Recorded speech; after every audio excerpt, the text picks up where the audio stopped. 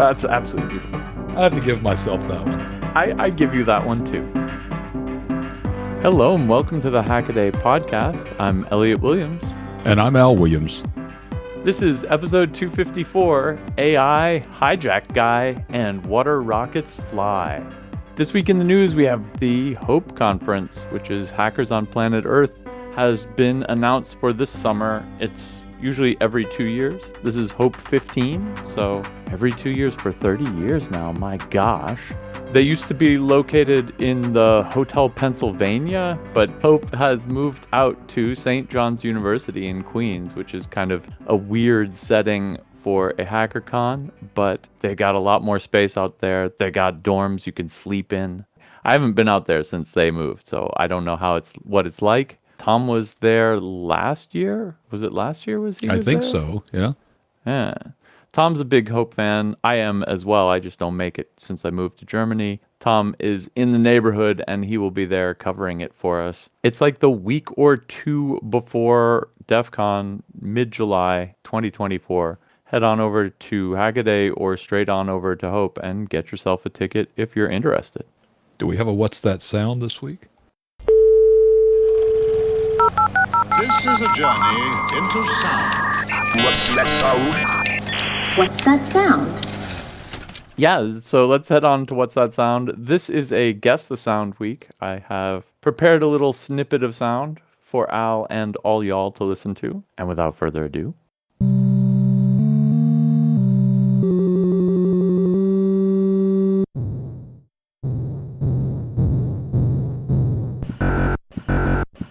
Oh, that's got to be from a video game. I want to say Commander Keen running through the graveyard.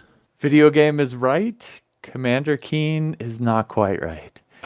But good guess. It's even about the right era, I think. Well, Commander Keen was in the graveyard and they had all that kind of spooky music, so...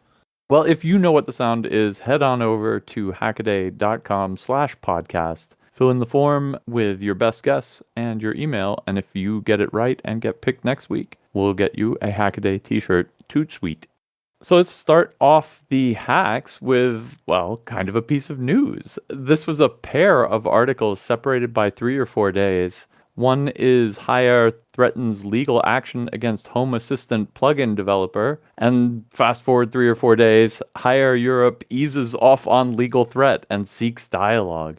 Now, Haier makes all sorts of, I guess they're a big Chinese company. They bought up a whole bunch of smaller appliance manufacturers and some bigger ones too, including GE's home appliance division. And so they make things like smart washing machines and stuff. And they have an app. The way this works, apparently, is that your washing machine uploads its data to the cloud and the app talks to the cloud and says, your laundry's ready. And people who were interested in making it work with Home Assistant reverse engineered this and said, oh, we can just query the cloud API and figure out if your laundry's ready or not. And then you can integrate that in with the rest of your home automation system and everything's awesome. Until Haier Europe was looking at their Amazon Web Services bill and was like, hey, somebody's hitting our API all the time. And found out that it was this plugin written by Andre Bosch and sent him a nasty, nasty legal letter threatening the usual, I'm not a lawyer, specious claims that this violates their intellectual property and stuff. But really, they just wanted him to stop doing it. He made this public, and Home Assistant is popular enough that a lot of people wrote them and made quite a to-do about it. And Haier pulled a quick 180 and came back with a nice letter that said, look, we're getting hosed on this. It's costing us a lot of money. Let's see if we can figure something out mutually. Yeah, medium success for freedom and availability of your own data, but not 100%, because what they're not saying yet is we will let you run the thing locally. They're not saying we'll give you up the details of the API. They're saying, let's see if we can figure out a way that you can request the data less, probably, and stop hammering our servers. Well, that was the part I thought made it kind of interesting, is if you just say, I've got an app and I want you to use it. And if you don't use it, I'm angry. That's bad. There's no way. Right. But on the other hand, I can see if you say, gee, we poll our API once an hour, you're doing it once every 5 seconds and it's overloading us. You at least have a right to say, please stop doing that or I will block you, because that is a real expense to people, right? And it's not an expense they counted on. So I think that I can see both sides of that. Probably the shame of it is that there's not really any great guidelines for that. So, if you went to the grocery store and punched holes in all their sodas and said, well, I didn't buy them, they're not mine, no one would say, well, okay, I guess you're not really responsible for that. But on the other hand, I might make that mistake and access something once a second instead of once a minute or something. And now I don't want to get a bill from whoever I'm working against there to say, here's our Amazon bill for the month and you owe 80% of it. So I don't know. It's a tough issue. It seems like there should be some nicer way to address all of this. Of course, the real thing would be is if you open your API and give people access to tools to do what they would like to do, then you could control it by that mechanism, right? It's not really control. Yep.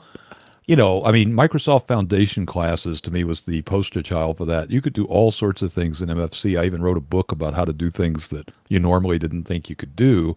And the reason that worked is because everybody used the Microsoft tools. So everybody's apps looked exactly the same. And if the tool didn't do what you wanted to do, say print preview resizing or something just to make something up, then you didn't do it because you didn't know how any of that worked anyway. You just pushed a button and said, I want print preview. Right. That works both ways, right? If you don't want people doing things in a way you don't want to do them, maybe give them a way to do it in the way you do want them to do it. And maybe that's the takeaway. I mean, being notified that your laundry finished an hour ago is not very useful. So, you have to be able to pull their server more frequently than that. In my mind, the whole problem is that you're sending the data somewhere else. I mean, I don't think there's a huge privacy concern about sending your washer and dryer data out to the world, but maybe some people are sensitive about that. I don't know. I could pick patterns up, right? I know when you're doing your laundry, then suddenly you're not doing it for a week. You're probably out of town, right? So exactly. I mean, there are scenarios, but the other thing is just it involves a third party who is likely to fail or decide that they don't want to support this service anymore and just leave you floating, which is what I don't like about it. And I do think it's kind of absurd that the data has to travel, from your house to some data center where they keep track of what you're doing and then back to your phone. That seems like kind of a long round trip. And I think that there's a lot to be said for running these sort of things like Home Assistant and keeping the data inside your own four walls where it doesn't necessarily need to leave the premises. I have a pair of Bosch washer and dryers. I was very surprised at that because they do the same thing. It doesn't say, oh, your clothes are done, let me send it to your phone. It goes, oh, your clothes are done, let me send it to a server in Germany, which will then turn around and send it back to you. Even if you said, okay, I'm going to locally notify you, and once an hour or once a day, I'm going to phone home and say, here was my record of the day because we want to know that for some reason. Or, you were talking about how you need to know earlier than an hour. Well, that's fine. You register a push, right? If you turn on, register with the server, and then later make a call to the server that says, okay, I'm done now, and it pushes it out to you. So there's a lot of design choices involved here. And, a lot of times I see commercial stuff, even on cars, and I think, gosh, they must have just not given this much thought at all. And I guess white goods are going to be even worse, right? I mean, I hate to use the cliche, it's not rocket science, but I have a feeling those guys are not sitting in a conference room thinking about cybersecurity, thinking about what's the best use case, thinking about how to optimize their use across the cloud. They're just doing whatever they do, right? And that's, I think we're seeing the results of that across the board. I think they probably actually do have an interest in snarfing up your data. And I don't know what they think they're going to learn from the way you wash your clothes, but I think they think they're going to learn something important about it. And it's important enough to them to make this kind of a weird, I don't know what, weird roundabout system like this. I should note, though, that I don't know if it's for all the Bosch ones, but there was a talk by Trammell Hudson where he hacked one of them. And he did note that they all have a local fallback mode. And so when you initially configure it, you can say, push my data out to the cloud, or don't push it out to the cloud, please keep it locally. Maybe that's not in the U.S. market either. That may be some EU thing. what came out of Trammell's talk was that Bosch and Siemens washing machines both give you a local opt-out option for their notifications, which seems reasonable to me. I'll report back. So I think this is a mixed victory. They have backed off of their worst legal threats, but they haven't let you use the API for free and let you subscribe locally to your home automation setup. So it's not quite a win. On the other hand, if you want to take steps toward doing it all locally, we actually ran an article just a couple weeks ago about how to build a fully offline smart home. And it's not really offline, it's on a local network, but you know what I mean. It's a good article, you should check it out. It's a person's experience with building up an entirely Zigbee-based home assistant setup. And I have to say, I really liked Mike's comment here about the second email coming from Haier, which was, when all else fails, do the right thing. Well, I'm waiting for them to start integrating AI into this, and it's going to be like Red Dwarf with the toaster, right? Would you like to dry your clothes now? How about now?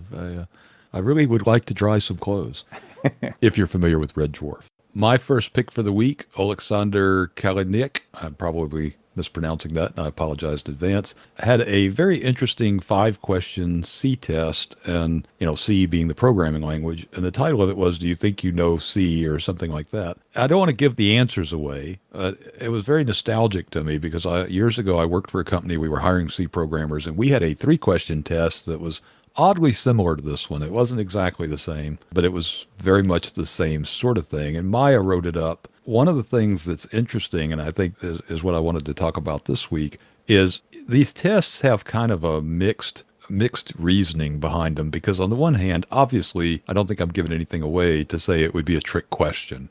No one asks you these questions and says, X equal 5 plus 3, semicolon, what's X? It's too easy, right? That's not a test. I can get that one. But on the other hand, it is a great filter for certain kinds of dysfunction when you're doing like job interviews, or just if you want to know, should I partner with this person to write code, waste my time or not?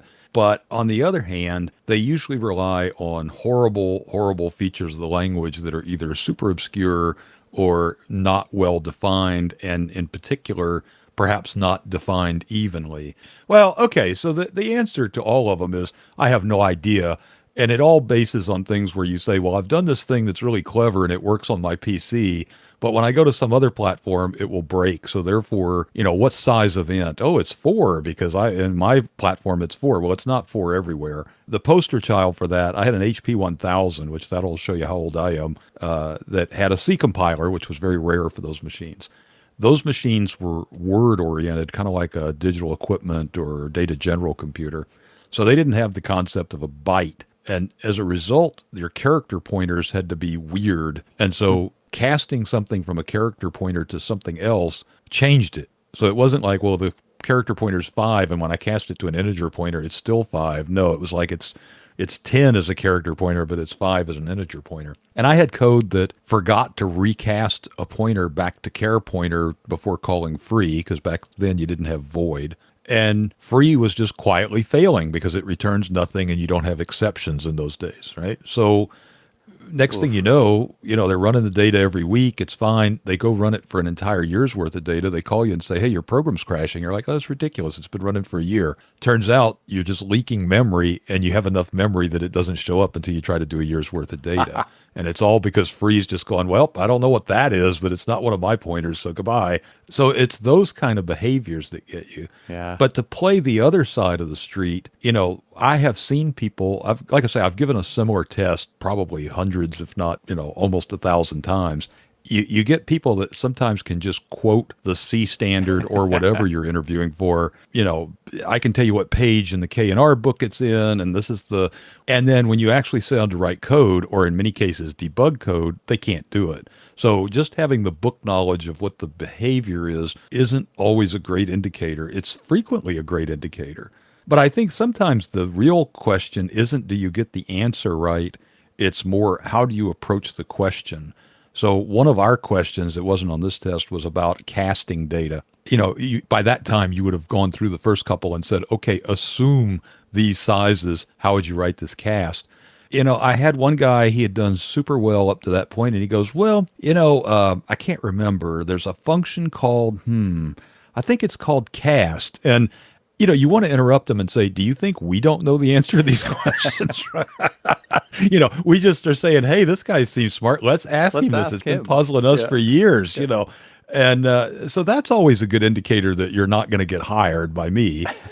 Just the whole idea of testing and how valuable it is and does it mean anything, I think is really interesting. So can you make 143 questions that when you finish, you can say, well, you passed, so therefore I think I trust you to do X. And I don't know the answer to that, but that's one of the things. So Maya did a great job writing it up. I don't know if I would agree she telegraphed it, but I just did. So if you...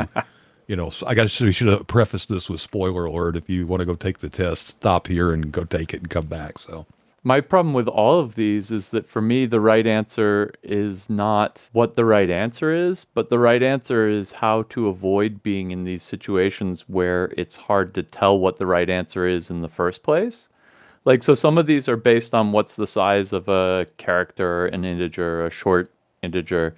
And if you've worked with enough microcontrollers where, some of these integers are always 8 bits, and then real computers where an integer is 16 or 32, you've run into this before. And in C, there's, of course, the uint types, right? So you could say, I want an 8-bit unsigned integer. And then when you ask what the size of that is, well, it's 8 bits, period, because it was defined correctly. And so... some of these examples, I'm not even going to tell you what size I think an integer is. I'm going to tell you how to get the size integer you want. Size of int is always a good answer, too. People used to give me that one, and I'd say, well, okay, you're right. That's exactly a good one. Correct. But the person I want to program with is the person who knows how to write non-ambiguous code, and the person who would never think to write the sum of I plus plus plus plus plus I. Right? That's just pathological. Why would you do that? So it is horrible, and I will agree with you, but I will counterpoint you on one thing. If you told me, oh yeah, I do this all the time, I'm done, right? That's not an acceptable answer. The problem is, most people's jobs, you spend as much time wading through old code that you didn't write as you do writing. And unfortunately, I don't know if I've seen any quite as bad as on this test, but like the test I used to give, it was all stuff I've seen people do and been bit by either, in some cases me, like with the not casting it back to a character pointer, or just things we've seen in the past. So I don't think there's no value to seeing if people can understand this. I agree. If you think, oh, that's clever, I think I'll use that in my next program. That you need to think about trying a different job, right? So, yeah. My next hack, reverse engineering the Apple Touch Bar screen by Wenting Zhang. And he has done a ton of awesome display reverse engineering hacks. This is his brand newest video. You should absolutely go check it out. The victim in question is the Apple Touch Bar screen, which is a Retina display / touch bar. So it's got 2,170 pixels in the horizontal direction and 60 pixels tall. So it's this really long, thin display. It's a neat target to play around with if you need something in that crazy form factor. But how does it work? Nobody knows. It runs MIPI DSI, and I am not a big fan of the MIPI standards. They're all closed, and you can't actually get at them. Wenting seems to have at least read some of the documentation, although every time I've gone looking for it, I haven't been able to find anything. I'm sure it shows up in less well-illuminated corners of the internet. Yeah, MIPI. So what does he do? He has an Apple MacBook Pro. He just throws some wires on this thing and listens to it. That plus a lot of heavy-duty thinking and some experimentation gets him everything he needs. And it's really neat because DSI is a display standard, so it's meant to push tons and tons of data, like multiple gigabits per second. And you'd think that would be hard to snoop in on with low-end logic analyzers. But it also has a low power mode, which is also a command mode and is also a slow mode and runs under 10 megabits. And so this is how he's able to listen into this thing. It turns out Apple is actually running it all the time in low power slow mode because the display isn't that big. It's only 2000 by 60 pixels. It's not, your big monitor retina display. It's a tiny little slice of that. And there's just no need to go to high speed mode. They can save a bunch of power by running it in low power command mode, slow mode. And so this is a boon for Wenting, who then is able to read all the commands. Part of the trick here is it's a direct display driver protocol. And so the real hard part is doing all the configuration stuff, but he's able to just record it and play it back to the device. And then he knows enough about the MIPI protocol that he knows what the command bits look like. So he can reconstruct commands, push his data out. And that's that. It's a really neat demo. It means probably if you want to use one of these, you have to be ready to bit bang it yourself because it won't work with off the rack MIPI drivers because they will want to run it in video mode and this thing only runs in command mode. But still, now if you watch this video, you will learn a whole ton of things about MIPI DSI and then also how to drive this particular driver and maybe write your own bitbang driver for it or download his. Link in a GitLab. I'm not up on the MIPI stuff as well as apparently you are, but the thing I kept thinking when I read this was, why did Apple do that? I mean, this struck me as like saying, I've got an LED I want to blink, so I've got an Ethernet interface, but don't worry, I'm only using UDP. I don't have a TCP stack, This seemed like a big sledgehammer for a very small nail. Maybe I'm wrong. Maybe there's some reason that this makes sense, but especially because you couldn't do the video. I didn't really understand where at that rate, why that made sense, especially because, as you say, it's not an easy protocol to go figure out. And I think even the article mentions about it's possible that they didn't do the video because they saved them on the licensing costs.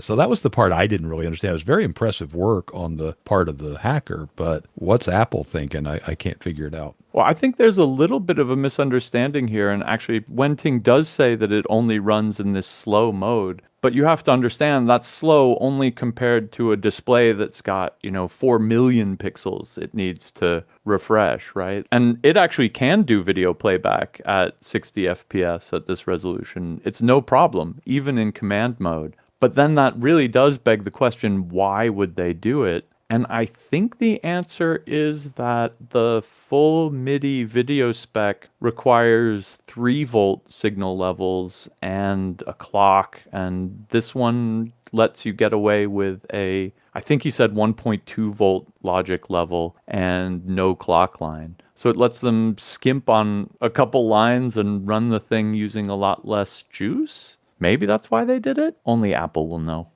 Okay, my next pick was a really interesting 3D printed project from Intermediate Design, 3D printed screw compressor revisited.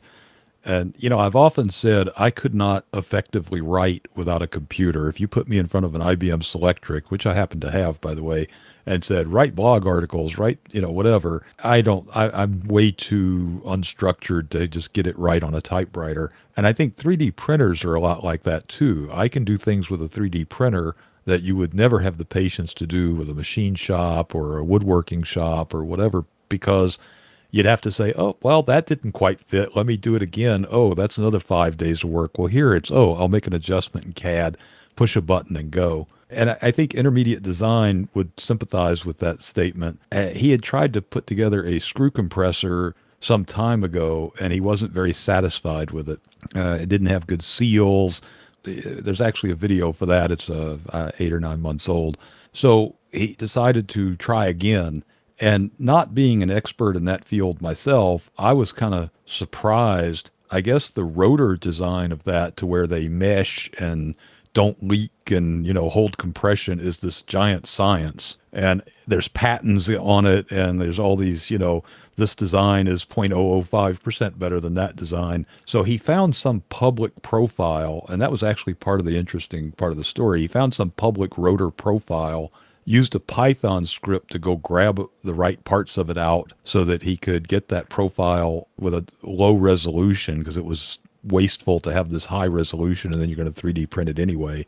And so that was pretty impressive by itself. He tried having the screws printed in some resin by one of the commercial printers over in China. And they came back, they looked very cool, but they didn't quite fit. Again, you got to iterate. So he wound up printing the ones he used on his own FDM printer. And it sounds like they took a long time and he had several different iterations of it. But again, I think that's the value of it.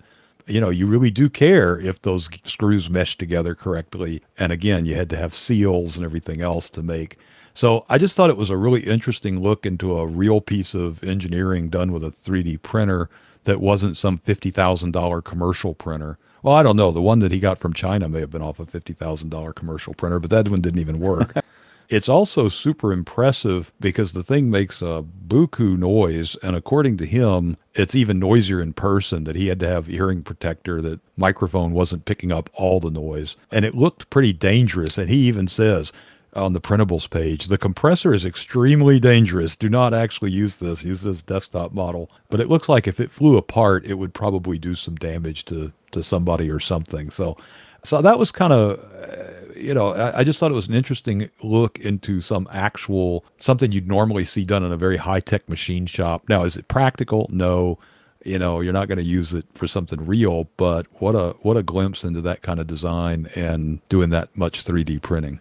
It's such a weird object. So it's got, it's got two screws that mesh with each other basically, and one of them is shaped kind of like, I don't know what, like a rounded star, right? And the other one has 6 cuts in it. So it's like the rotini version. So one of them's like a starfish and the other's like a rotini, and they just kind of mesh with each other just close enough so that they make a little gap that's sealed off at either end, but there's some space for whatever fluid, I guess it's air here that he's pumping, to be pushed along as it goes down the length of this tube as the contact point moves along as they screw together. It is such a weird idea in a lot of ways. And of course it makes a heck of a lot of noise because these two 3D printed parts have to be touching each other at all times in two places. So it's like two gears that are really, kind of meshed together really tightly. But then with this like air gap or water gap or whatever fluid he's moving space in between. Yeah. Incredibly high tolerances though. Well, and just looking at it, like I would not have guessed those pieces would mate together, but not they at do. all. One gear has 5 lobes, the other has 6. This math doesn't even work. Yes. Yeah, it was very strange. And if you notice, the drive gears on the outside are what are actually making contact, and that's how they don't actually mesh. They just kind of, but they do mesh, but they don't actually make a contact mesh. They're in each other's space. Tangent in two places or something. Yeah, it's really, yeah. So anyway, I just thought that was very cool. It's certainly something I'm never going to do. Probably put a gun to my head and I couldn't have done this, but I always say that about teletype machines. If you ever have worked on a mechanical teletype, I always think, one of these must have fallen from the sky and somebody said, what is this? What does it do? Because there's no way you'd have thought of all that by yourself, but I guess somebody did. Well, speaking of falling from the sky, my next hack is massive water rocket is impressive but accessible. This is a documentation of a 3rd or 4th try by ARRO Rockets to make a water rocket. And if you've never made one, you absolutely should. I guess it's a little cold to be doing it now. This strikes me as a summer pastime because you usually get hit by the exhaust and the exhaust is cold water. And I'm not doing that when the temperatures are like this outside. But ARRO Rockets is from the accent in Australia where it's summertime right now. And that means water rocket time. So water rockets, you put a little bit of water in a plastic bottle, you pump it up so that the air wants to push the water out. You let it go, the air pushes the water out, and the thing goes flying. Here he's making some really long water rockets using the tried and true technique of splicing soda bottles together. So you cut a bottle in half, you shrink one end by putting it in hot water so that it fits inside each other. So you have a bottle with 2 necks, one on either end, and then you can screw those together and make a large rocket. Gives you a cheap and easy way to get a lot of volume and a sweet looking rocket tube. Here he has a microcontroller in there that is responsible for the timing that opens the parachute, which is really neat. He's got an accelerometer for logging things. There's all sorts of fun, kind of real rocketry stuff you can learn out of doing a water rocket without the whole like fire danger problem. Although I will have to say that what you really don't want to happen is one of these highly pressurized plastic shrapnel containers to go blam near you. And that means when you build one of these, especially if you use the splice bottle technique, you really have to test the seams. The one thing I saw in this video, do not do this at home. He tests some of the bottle pressure holders with air. You want to test them with water. And when they test those, dive tanks or whatever else for pressure, they always do it with water. And that's because you can put a lot of pressure on water, but it doesn't store much energy. Whereas air is like a spring, right? And to get a volume of air up to a high pressure, you have to put a lot of energy in, and when it explodes, it really wants to expand. Whereas if you blow it up when it's just got water in it, it just kind of goes pop and you get leaky water everywhere. Still do it behind something solid. But anyway, I watched that part of this video and was absolutely terrified. But the rest of it's a really great introduction to water rockets, and this is kind of intermediate water rocketry. If you want to see the absolute craziest water rocketry, I'll throw some links in the show notes for you. You absolutely have to check out another Australian, actually, Air Command Rockets, who has made a rocket that I think went up to like 3,000 feet. It's not made out of soda bottles anymore. It's custom fiberglass frame, but it's the same basic principle. Put some water in it, pump it up, and see how high you can make it go. Really fun stuff. And especially if you want to hack on kind of the flight recorder / accelerometer / data acquisition / cool videos from high up in the air / challenge of doing apogee detection and when do you throw the parachute out. There's actually a whole bunch of really interesting challenges, and that I think is what makes it the most fun.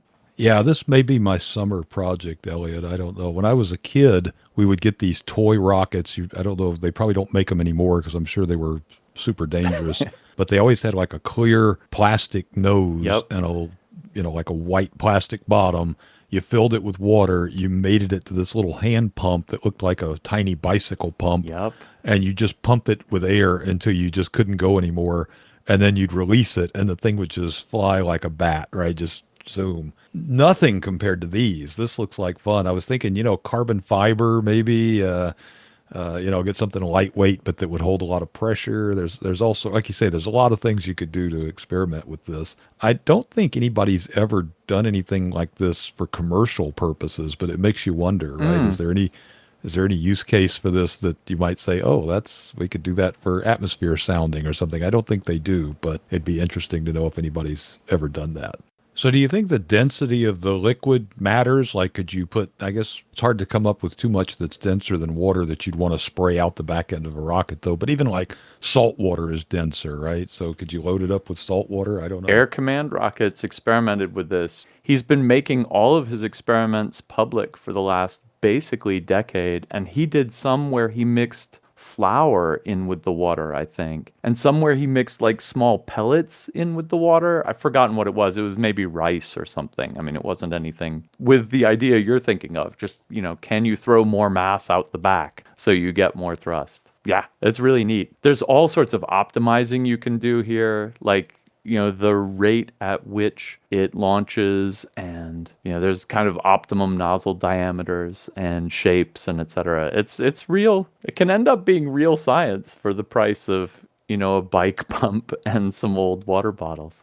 Well, and I noticed Arrow Rockets, ARRO Rockets, I don't know however you pronounce that, they had 2 scientific papers linked on their website. So they've apparently done some real research. People have worked on 2-stage rockets. People have worked on, I think it's still an open question how to do apogee detection just right, because it's harder to do with an accelerometer than you think. Actually, the coolest approach I've ever seen to that is Air Command Rocket's his idea of detecting apogee by the sound of the air wishing by. So he put a microphone on the outside of the thing and figured when it's quietest, there's the least wind going by, and that's when you pop the chute. And the failure mode there is one of his rockets ended up spinning as well as just going straight up. It ended up kind of spinning axially and making enough wind noise that the parachute never deployed and the thing plowed back into the earth. Dude, I could go on about water rockets all day. Let's do the next topic. Well, my last one's another nostalgic trip. Julio Marion had a piece about how DOS broke the 640K limit. And this was something I was intimately involved in back in those days. So that post particularly focused mostly on how to get high memory, use fill up the little gaps in the memory map to 1 MB. But there was this whole science behind that also led to, EMS, which was kind of bank switching, XMS, which was just access up above. And then that eventually culminated into people using DOS extenders and what got later euphemistically renamed as Unreal mode, where you could get to the 1 MB. We should probably do a post on that one where, the manuals all said, if you're going to go back to real mode, make sure you put all the registers back to the right state. So, of course, anybody like me is going to go, what happens if you don't? Well, if you don't, they just continue to work like you would hope they work. So you say, hey, here's a segment that starts at address 0 and goes to 4 GB.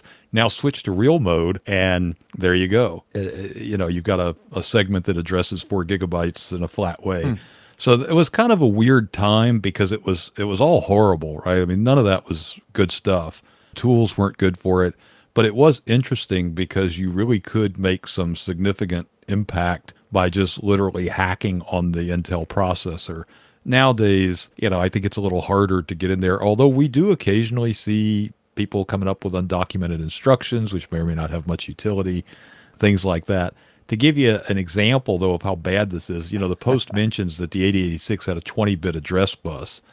But the problem is they knew that some of the old software might wrap around, and now that you had processors with bigger than 20 bits, it might wrap around addresses.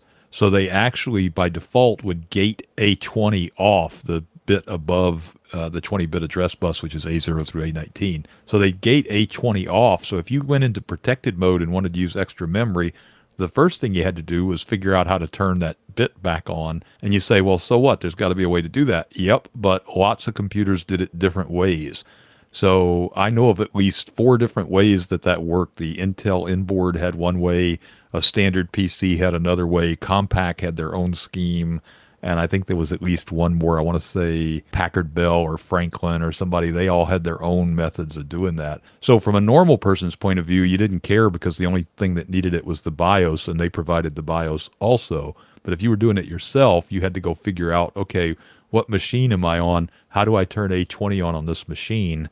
And then I could maybe start working with some of that stuff. So not really anything that I think anybody's going to use today or tomorrow, but it was kind of a nostalgic look at how the hacker community really did dig through some of this stuff and make contributions.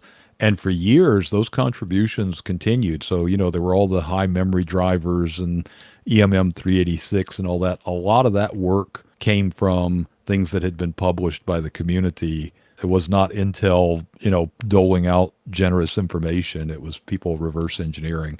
I guess the other thing that always amazes me is when you think about it, even today, if you've got an Intel CPU, it boots up in this old ancient mode and then has to be shifted over. So you would think that would be a big advantage for things like ARM, where they don't really have that kind of baggage to carry around. And I keep waiting for them to just go, okay, you know what, that's fine, we're done with that. Nobody cares about running DOS anymore, but it's still here, right? You still boot up thinking you're going to load DOS off a floppy disk and then switch into a different mode, which I always think is kind of interesting to think about. That's fantastic. I missed out on this whole era. I love this memory card here. About halfway down the page, there's a picture of a 4 MB memory card. ISA memory card, and the thing is probably, as long as my arm and full of dip chips, is just absolutely packed in there. It's absolutely fantastic. Must weigh a ton. Well, and drew a lot of power too. That's great fun. The comments on this article, by the way, are just about as good as the article. A lot of people reminiscing about different things, and a lot of people had different experiences that they share. And in fact, one of the things I did back in the Dr. Dobbs days was wrote a DOS extender, and it also appeared in a couple of my books. And as far as I know, it was the first one that actually switched from real mode to protected mode, then stayed in protected mode and ran any kind of DOS or BIOS call back still in protected mode, but in virtual 86 mode. And it turns out that was super difficult to do and poorly documented. What most people did was said, oh, I'm running protected mode. I'm accessing all my memory. I'm doing all the things. Oh, wait, I need to make a BIOS call.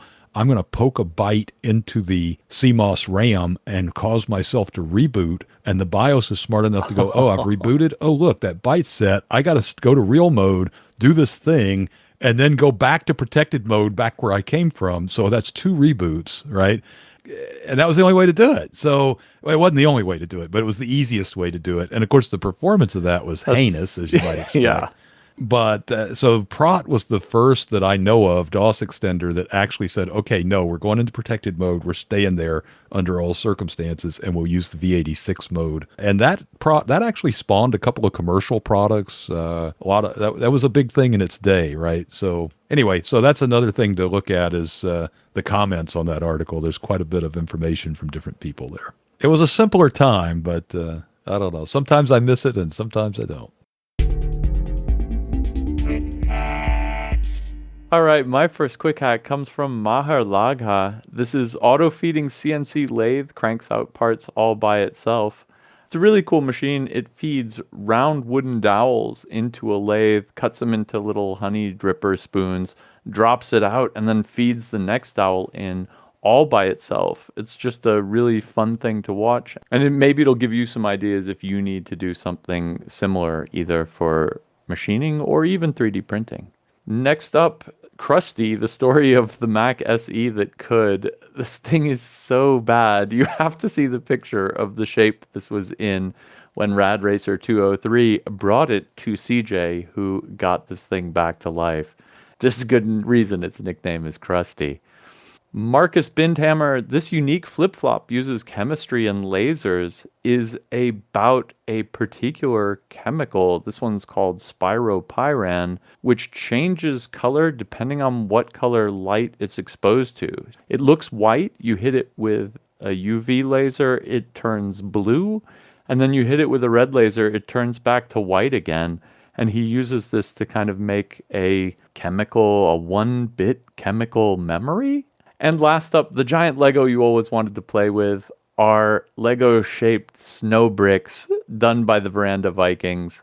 It would make the world's leakiest igloo, but it just looks so charming. You have to check it out. My quick hacks this week, I am SAI guy, had bought some op amps off of some Chinese website, decided that they weren't really LM358s that he wanted, but also noted that they performed really well. They actually performed better than an LM358 in terms of the slew rate. And so he built a really cool little board that lets him compare 2 op amps and takes us through that. Actually, that was earlier. And then this particular episode, a viewer of his videos said, hey, I have a lab that can decapsulate that. Do you want to see what's inside it compared to a real LM358? And so they decapsulated it. And there's nice pictures of that, and really enjoyed watching that. Not sure what the value of it is, but it was very cool to watch. All American 5 radio had FM radio as discriminating, basically looking at an old FM radio with a discriminator. Actually, that was in tubes, but he mercifully redraws it with regular diode symbols so you can kind of follow along, and goes through how FM signals are demodulated. If that name doesn't mean anything to you, All American 5 was a very common radio design back from, I guess, the 30s and 40s, where it was a 5-tube radio. And so it is kind of a tube radio story, but it still applies if you want to demodulate FM today and you're not using software-defined radio. And then last, not least, KIFS, I guess it's KIF or KIF-S, has learned sailing mechanics without leaving dry land. So if you are a physics guy and you think you know how to sail, go try it sometimes. It's one of those things in theory you can understand it. It's like bowling. You can't learn to bowl by reading a book about bowling, right? You got to go bowl. So this kind of is a simulator to help you understand more about the forces involved in sailing and how you actually control a sailboat, something I enjoy doing. And I thought that was a very cool build to have a sailing simulator on a desktop.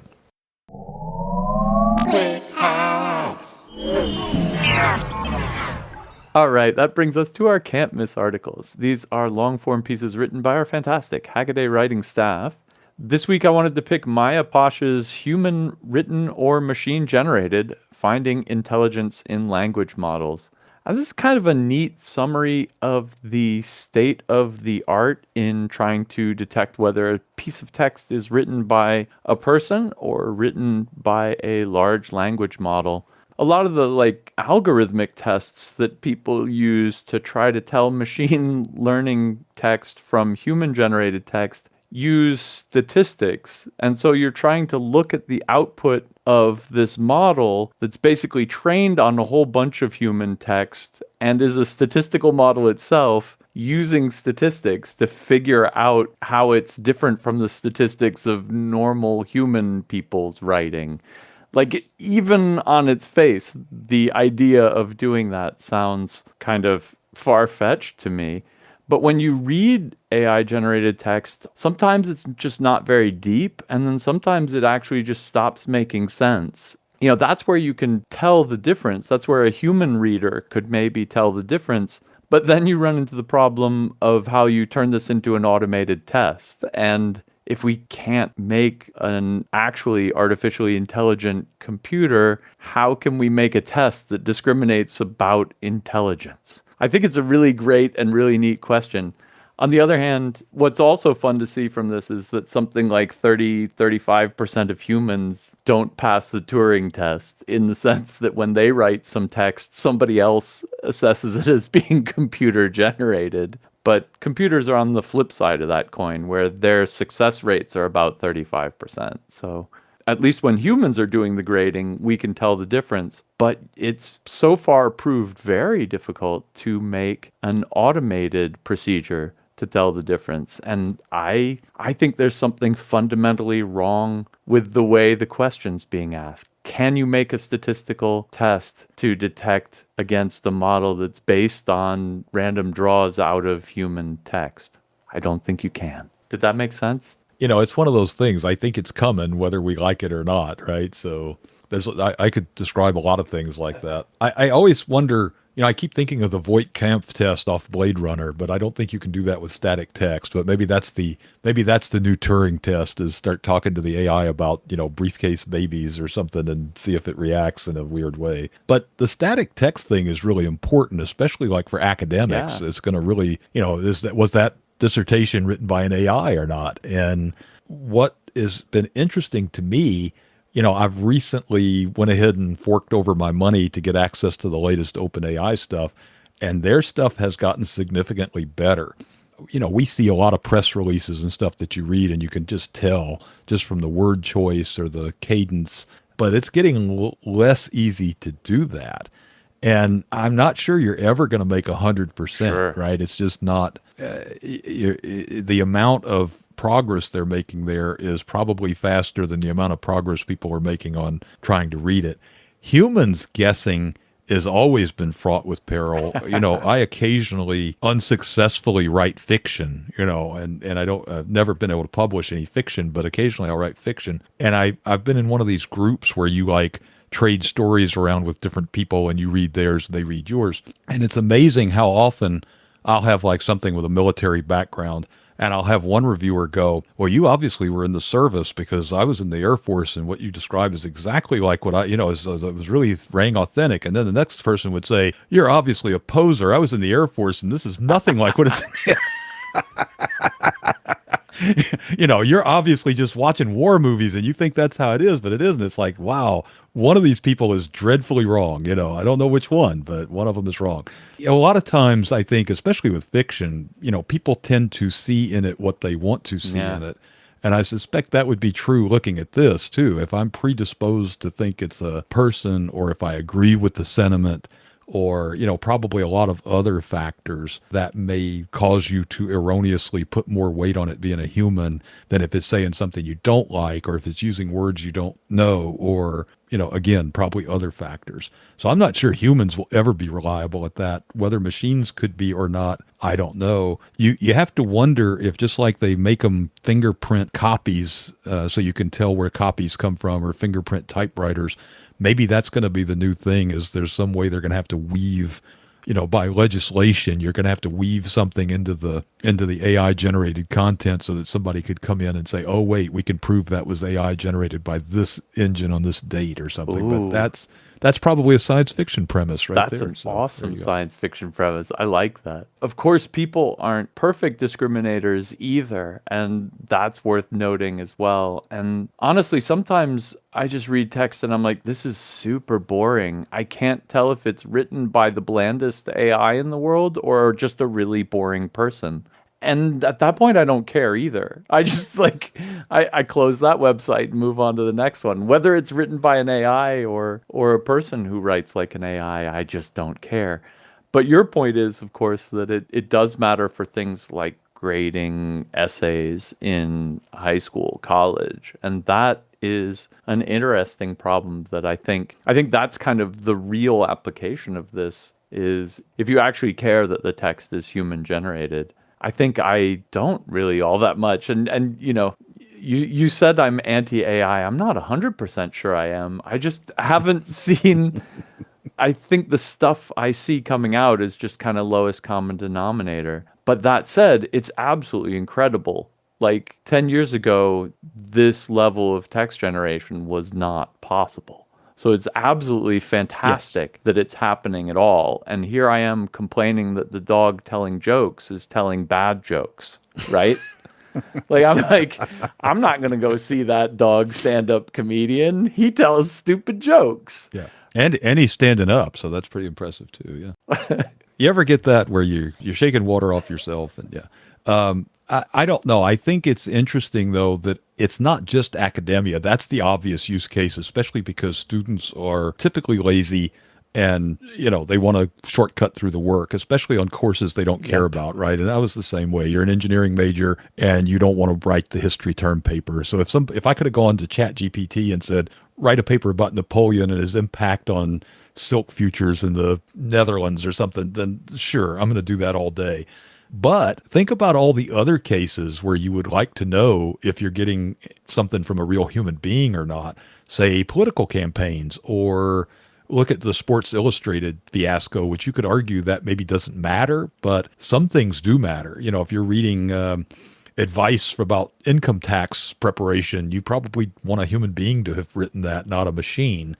So I wonder if you could get into, again, this is blue sky, but maybe there's going to be a market somewhere in the future for a certified human mark, just like you get a good housekeeping seal, where you say, okay, that's an approved source and we know they're not really misusing AI to just generate content. Then that gets into the problem of what does that even mean? Because say, for example, you use a spell checker. So is that your writing? Well, yeah, most people would agree it is. How about Grammarly? Grammarly will rewrite your sentences for you. How long before that's AI? So if you've got an original thought and the AI says, you could rewrite this way and it's more impactful or something, that's probably an okay use of AI in writing. Whereas if you say, write a term paper for me about Napoleon, that's probably not. And so differentiating between those two cases, I think, is even a thinner razor, and it's going to be really hard to do.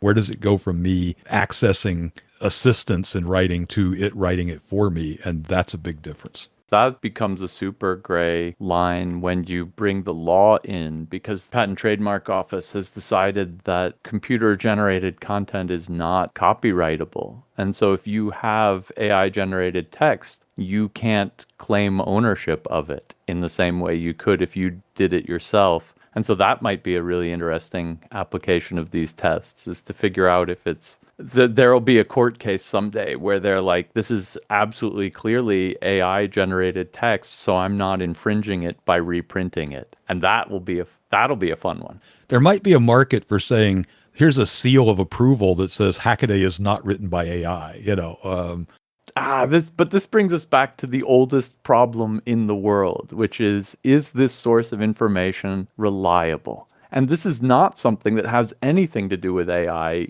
It doesn't take a computer to generate BS. I do understand there's kind of orders of magnitude in the ability to generate the BS, but I didn't believe random sources I read on the internet before, and I don't do it now.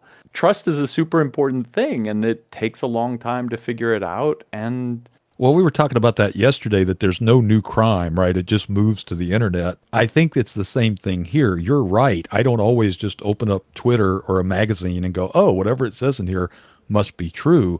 I think the difference is AI is letting you do a lot more believably when you probably before didn't sound that good and didn't produce that volume. Yeah. So I agree with you that there's always that problem. I think it makes it harder. Not to bring up a controversial subject, but 3D printing guns the same way, right? You don't need a 3D printer to make a gun in your garage, but you do need a lot more skill, right? To make a gun in your garage than you need to just push a button and print somebody's gun model. And I think that's kind of the same thing here. Is I don't have to have a lot of writing skill or ability to sound convincing if I can just tell the AI to write something for me and it does a credible job. Yeah, it stands a chance to be a bullshit multiplier. I think in my ideal version of the world, we all become so media savvy that what this actually does is it just increases the value of the few outlets that give you reasonable information. Right? Like, imagine that there's just, a sea of bullshit out there. And then there are a few places that are willing to tell it like it is, whatever that means. Such as Hackaday. That's what I'm saying. Is AI going to knock Hackaday down? No, that's not our deal at all. We don't deal in that. When you read humans stuff, you kind of know what their biases are. And so like earlier, you said, I hate AI, so I'm looking at it in this way. But when I read this magazine, I kind of know what their political biases are. And so when I'm reading it, I kind of filter it through that in my head. And when I'm looking at this website, I know what their biases are. And so I filter it through that, right? You can't do that when it's written by a computer that changes depending on, what prompt it was given today. It just completely destabilizes this basis for trust and this basis for transparency, and that is a problem. I won't say it's not a problem, but I think the end result is going to be that it just devalues the outlets that produce the crap so heavily that they become useless and ignored. I hope. Well, that's always been a problem too with just solo people, and the internet has made that worse because think about it. In the old days when you published a book, there were bad books, sure. But there was a limit to how bad they could be and get distribution, because if Addison Wesley published a book, somebody saw it, right? It wasn't just I wrote it and then put it and it winds up on the shelf at Borders or whatever. 5, 10, 15 people had their hands in that book. And if it was just, the moon's made of cheese and I'm actually a lizard, they're going to go, wait, I don't think that's accurate. We need to, something needs to happen.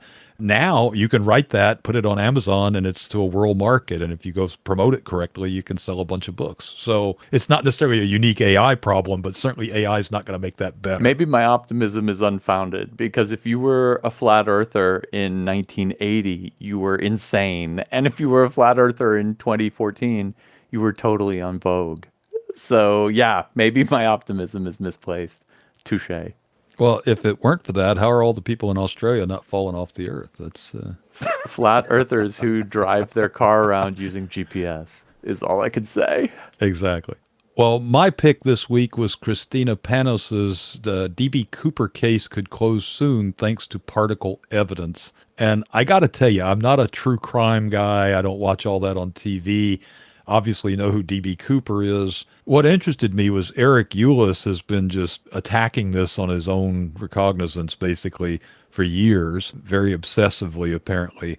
If you don't know the story, and probably you do, but if you don't know the story, a guy named Cooper gets on a flight, hands the flight attendant a note that says, I want $200,000. And this was back when that was way more money than it is now, and 4 parachutes, or else I'm going to blow up the plane. They gave him the 4 parachutes. He only used one of them. From what I understand, it doesn't say in the article, but from what I understand, he asked for 4 because he was afraid if he asked for 1, they'd sabotage it just to get him, right? But if you ask for 4, you think, well, he's going to take some hostages. We can't mess up the parachutes.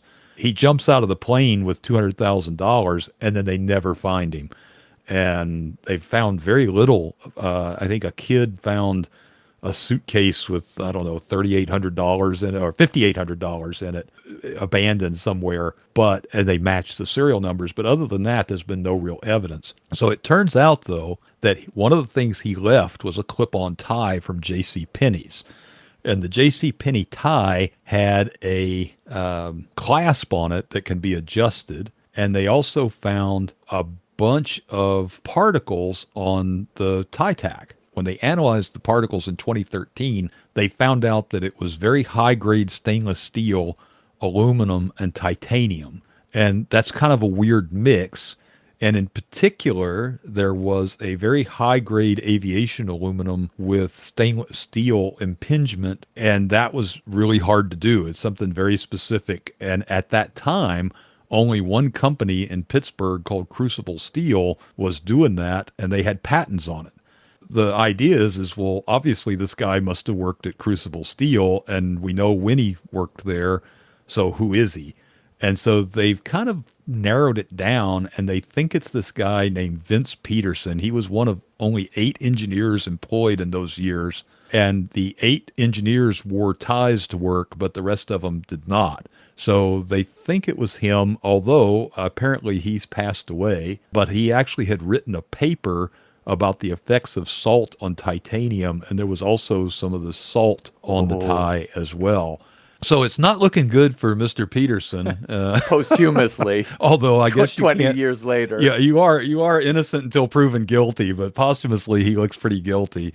But unfortunately, Euless is trying to get access to the actual tie because he thinks the clasp I mentioned earlier will have, it's got like there's a picture of it in the article. It would let the knot be made bigger or smaller. It had almost looks like a volume control potentiometer, how it has the little splines that hold the knob on. It's got those little splines, and he believes Cooper's DNA would be stuck into those splines. And if you could get the tie, you could test the DNA, and I guess they have some way to identify his DNA through his kids or something. But they won't let him have it. And I mean, I kind of get that. You know, you call the FBI and say, hey, I'd like a piece of evidence from a 40-year-old case. They're probably going to tell you to pound sand. He did a Freedom of Information Act request on it, but the judge said, well, Freedom of Information Act's about information, and this isn't information. This is a physical artifact, so go away. So I don't know where it's all going to end. You know, you see these TV shows where they go, oh, you know, we know from this fiber that he worked at this mill, and I can tell by the striations on it that it was from this, you know, and you think, I don't know, is that realistic or not? Well, this is a real life case of that, you know, this guy's tie has metal shavings on it that pretty much only could come from an airplane factory, one particular airplane factory. That narrows it down to 8 people. And then from there, for the description and everything, you could kind of narrow it down even further. So I just thought that was a cool application of, you know, I don't know, what do you call that? Criminal science, investigative science, you know, unusual real world example of that. That wraps it up for this week's Hackaday podcast. Thanks very much for listening. To find all of the glorious links, head on over to hackaday.com/podcast. And if you want your story to appear here, send us an email, tips@hackaday.com. And until next week, keep those hacks coming. All right, then without further ado. That's a new series, Dirty Hacks. Yes, there you go. Dirty DOS hacks. It's a really cool machine. It feeds kind of... Well, my quick hacks this week, IMAS, Jive-Ho, bam, yeah. Why does that guy keep saying that? Yoicks! I've lost my track, sorry. I have nothing to add to that, I think. So I think I'm going to leave it. That's why I always wash my hands, because they're going to be like, it was the 7327 solder that he uses.